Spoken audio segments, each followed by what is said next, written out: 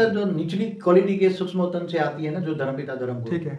वो क्या कहता है, जब शरीर छोड़ने का वक्त होता है तो हम्म। उसके उसके जो साधु संतों की जो भक्त की आत्माएं हैं राइट। उसको ले जाकर ऊपर अपने साधु संत के पास, ऊपर अपने धर्म गुरु के पास ले जाती तो है। क्या ऊपर मंदिर आश्रम सब कुछ है? सब कुछ है, जैसे इससे भी अच्छे है, मंदिर आश्रम सब कुछ है। ओके। तो वहाँ वो मंदिर आश्रम रहती है। फिर हाई क्वालिटी वहाँ आत्माएं भी, यहाँ जैसे ज्ञान लेने के भटकती है ना आत्माएं, ये आश्रम इधर इधर भटकती रहती है। बिल्कुल बिल्कुल। ऐसी तरह सूक्ष्म जगत में भी एक बार आत्माएं भटकती रहती हैं। हाँ। मगर पता लगता है कि भाई उससे भी ऊपर वाला, ऊपर में सूक्ष्म ऊपर में जाऊं मैं। हाँ। समझो कि 1 लाख करोड़ किलोमीटर ऊपर में जाऊं। हाँ। तो वहाँ अच्छे साधु संत बैठे हैं। ओके। जो मुझे अच्छा ज्ञान देंगे, जैसे ऋषि, महाऋषि, हाँ, ब्रह्म ऋषि। हाँ, तो अलग अलग लेयर्स बताए ना। हाँ। जैसे Mahalok, Janlok, Taplok. Right right right. तो जैसे कोई महालोक में पहुंचा तो उससे ऊपर अगर 5वें लोक में, जनलोक में जाने की कोशिश करेगा राइट। तो वहां पे ऋषि मुनि उसको ज्ञान देके तुझे ऊपर कहाँ जाना है, कैसे जाना है, उसकी आत्मा की विधि बताते हैं। फिर वो आत्मा तपस्या करती है। तो आत्मा को बोला था तुम्हें ऊपर जाना है तो पावर किसके, आत्मा किससे पावर लेगी?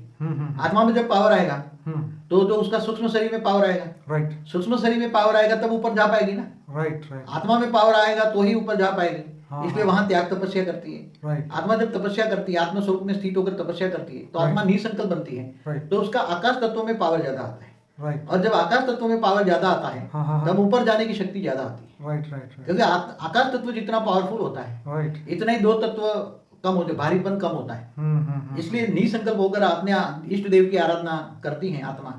तो जितना भी निसंकल्प